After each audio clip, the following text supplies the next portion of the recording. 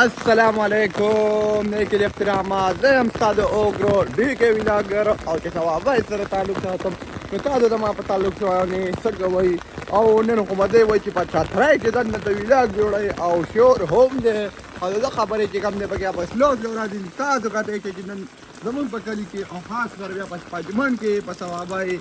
علاقه کې او بیا په ثوابای علاقه کې کوم دی په پاجمان کې ډېر خسته باران وریږي او دا وګورئ به دا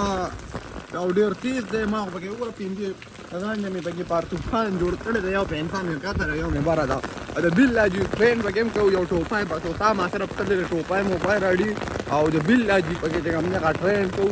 نو تاسو زمونږ دا ویلاګ چې کوم دی انجوای کوئ او د باران ویلاګ دی او د باران ویلاګ دی او بعد دا تاسو کته چې شنه شنه پټي دي او دې کې د تاسو لګر زما او چې کوم دی دا دغه کومه ویلاګ تیاروم او یو بل پیغام به تاسو له در کوم خو چې باران ودرېږي بیا به خلک وایي چې دا باران دی او د ویډیو جوړوي نو دا زموږ د لارې چې کوم دی حالات چې که نه را تاسو کتی شي باران چې وشي نو په دې باندې بیا دوه او درې ورځې چې کوم دی خاص کر بیا د بوډایګانې واړه چې کوم دی بیا لار نه راوځي کور نه سوري لار بیا نه راوځي نو زموږ چې کوم دی سپیکر صاحب ته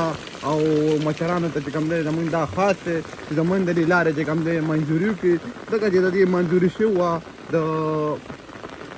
ناظم روشمی چې کوم یو خورایي دی کرواری دی شفیق تیغا یو ویډیو ورکړې وه چې د دې منظوري شوې وه خو لا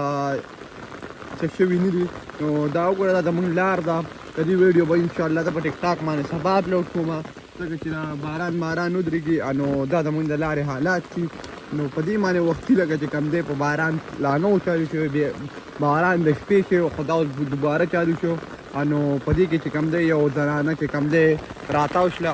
نو زنانه وه که نه نارینه چې نو نارینه سړی چت کې نو زنانه خو بیا سړی نه شو چتلی بده خبره ده که نه نو بیا یو دا خوا چې یو موټرسایکل والا سر زنانه وه نو هغه بیا اوچته کړه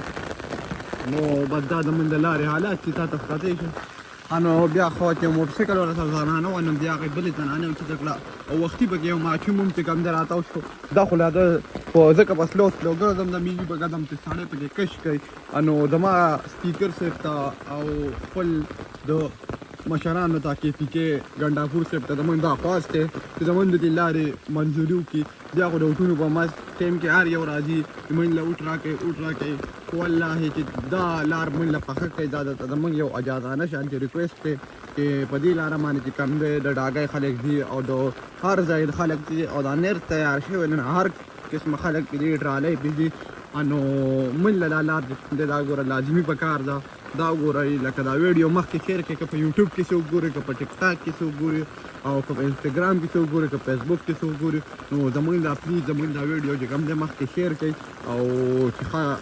ګنډاپور صاحب دی او سپیکر صاحب دی ته ورسي او زموږ د دې لارې چې کوم دی منظوري وکړي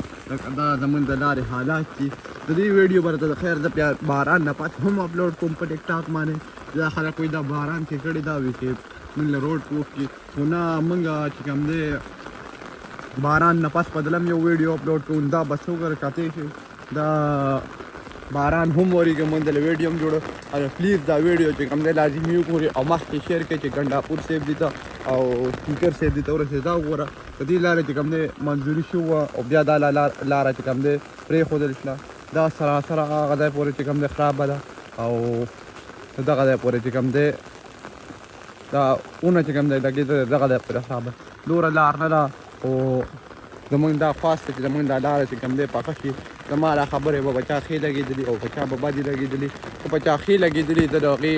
هم ډېره شکریه ادا کوم په چا باندې بدې لګېدلي نو د هغوی دې خدای کور ودان کړي او